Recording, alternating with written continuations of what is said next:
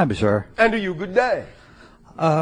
Jill, I know what I wanted to ask you. Bashar, what's this I understand about your birthday on 11/11, November 11th? The idea of our time frame overlaps your time frame so that there is a corresponding date that represents my birthday, as best as can be translated into your calendar.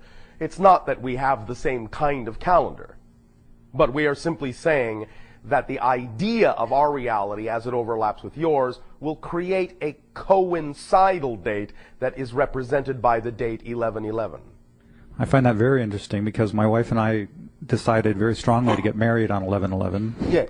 And we're having our first anniversary in a couple of days on 11/11. Congratulations. Thank you very much. For us, the idea represents something similar to the word in our ancient language, Eli. Eli. Which is, in that sense, a reflective mirror.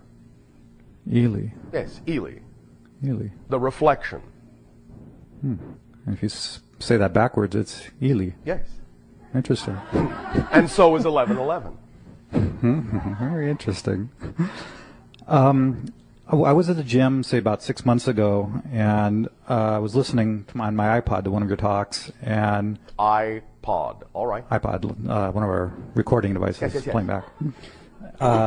If you guys haven't heard about it up there, then, I mean, it's all over the place over here. Wow. You iPhones? see, we have Wii pods. Ooh, I like that. I like that. That's good. Ooh, I like that a lot. Wii pods. So your pods are like really small? Is that what, I'm sorry. Anyway. Okay, what I wanted to ask here... I'm sorry. Too much sake at lunch. What I wanted to ask was, yes. So I was working out at the gym, and all of a sudden I heard you say on the talk that you have interacted with us physically, yes, in some cases, and then we've forgotten. Yes. I found myself laughing. Oh, I why instantaneously went into laughter. Yes. And I don't know why. And I wanted to ask you, did you and I actually meet at that instant when I heard that on my iPod? Not as you understand time. Okay, I'm talking about the physical time that we're Yes, I understand what you mean. So not as you mean time, not at that instant exactly. I see. And because you and I have talked about this before about us having met several times in the past. Yes. And me not having any, not even a sense of time loss, which I hear is common. No, you will have no sense of time loss in this. The meetings take place in a time-suspended arena. Ah, okay. Have you ever shown up at any one of these gatherings to date? Yes. Really? Yes. Cool. Whatever temperature you want.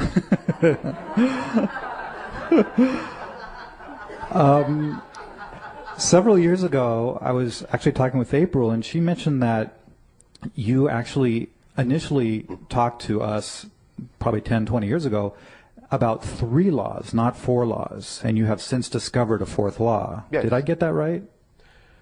We understood the 4 laws, but it wasn't ready to be applied to our conversations. I see. So you had known about it, but yes, it was only appropriate to talk about the first 3 or whatever the 3 were. Yes. We had to establish a baseline before we went into the idea of altering that. I understand. Okay, good. Okay, that's it for me. Thank you, sure? Sir. Appreciate it. Well, I got some more, but I'll give somebody else a chance. All right, thank you. Thank you.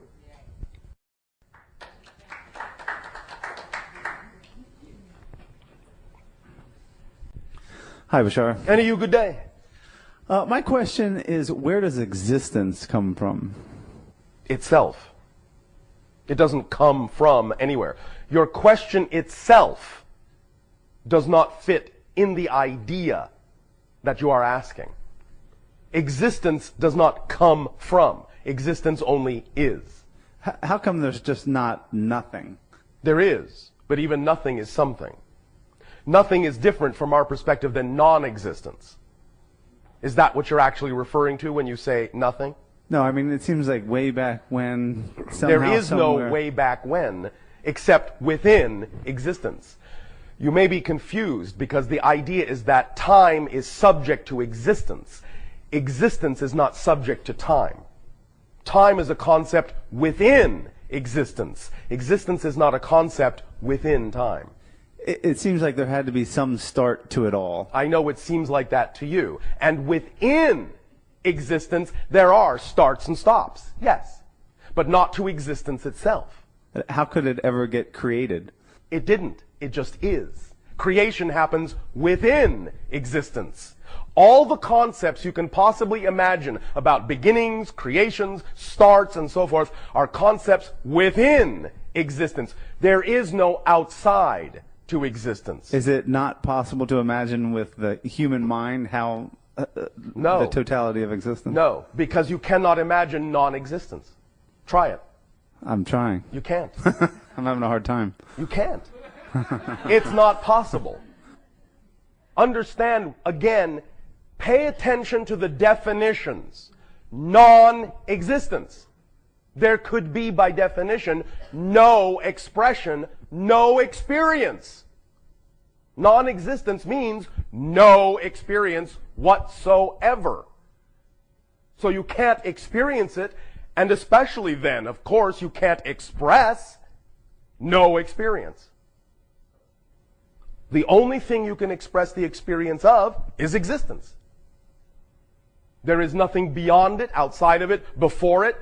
It just is and is not subject to the concepts of outside, beyond, and before.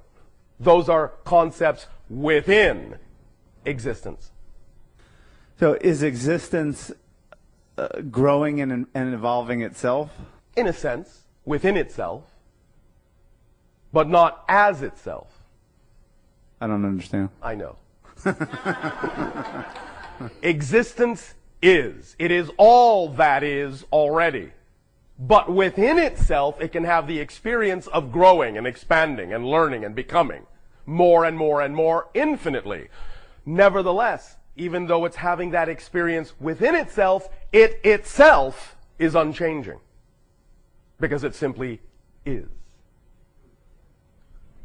Wow. Does that make sense?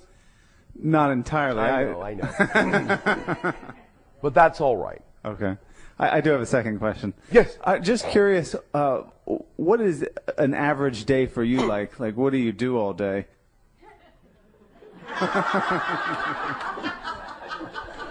Oh, let's see. Breakfast at 9.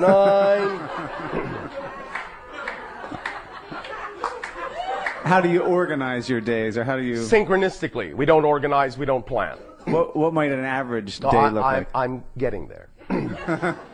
First of all, I understand how you mean the term, but since we don't sleep anymore, we don't really have beginnings and endings to days anymore at all. And since we're not always on our planet anymore, we don't even necessarily go by things like sunrise and sunset anymore either.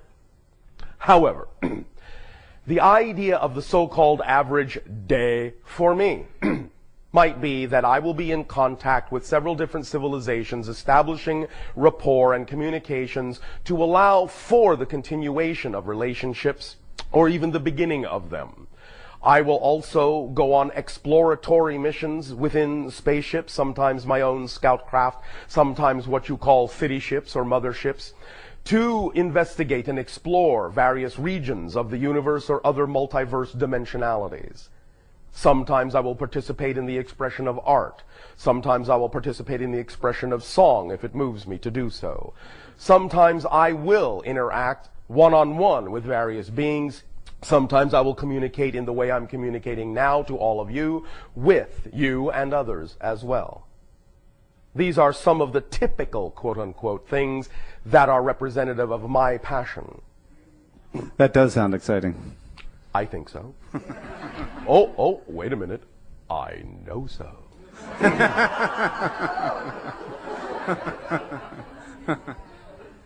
There will be a little bit more of an extension of this idea when we get into our story after your next break.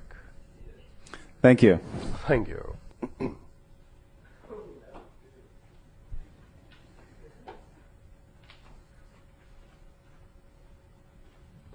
Hello, Bashar. And a you good day. Okay, so I have a question for you that I've been trying to figure out how I want to ask it. So I'm just going to ask as I do. Yes. When I was very little, in my understanding of time in this space, in this body now, Yes. I remember an encounter that I had with about 3 or 5 beings. And they lifted me up Yes. to the point of levitation. Yes. And they danced with me Yes. and spun me. Yes. And I looked down and was very cognizant of the fact that I was not standing on the ground anymore. Yes. And we were laughing, and it was really joyful and really fun. And very soon, it became really fast and really intense. Yes. And the beings began to crush me. Crush in what sense? In the sense that their grip was so tight that it hurt me. All right. Physically. All right. And I asked them to stop. Yes. Because they were hurting me, and Yes. they didn't. Yes. And they kept going. Yes.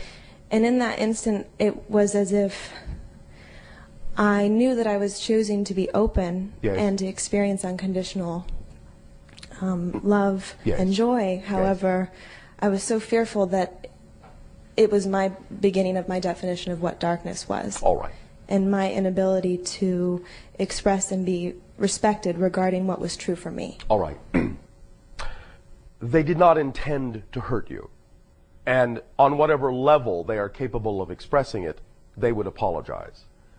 However, what you didn't understand at that point is that you were being shifted interdimensionally in a certain way. The rate of acceleration was very great in terms of that dimensional shift. They had to hold you very tightly so they wouldn't lose you. You understand? I think so.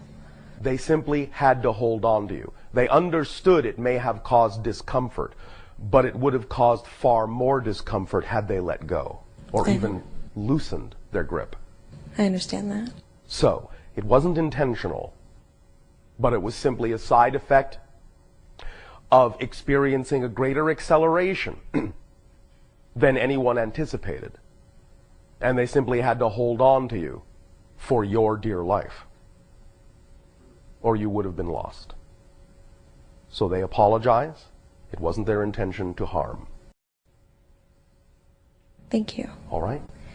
So my question in addition to that is, Yes. for the majority of my time in this body, in this life, Yes. that I've chosen, I feel as if I've chosen to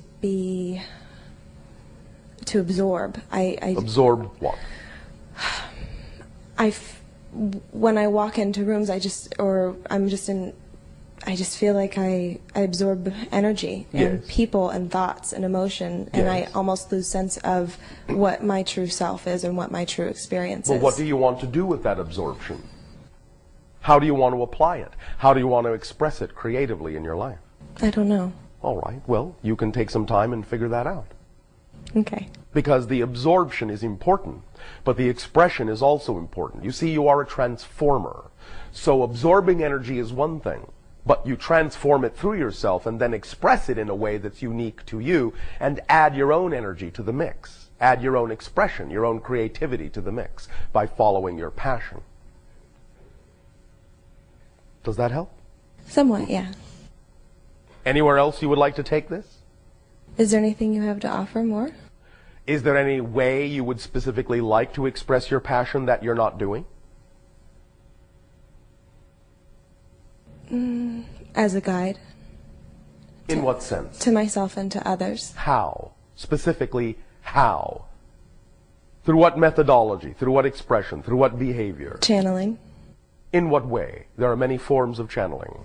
I haven't decided which one. There is not one that stands out as more exciting to you than any other? Movement in water. All right. Then why don't you begin by exploring that without expectation and see where it leads? All right? Okay, thank Have you. fun. Thank you.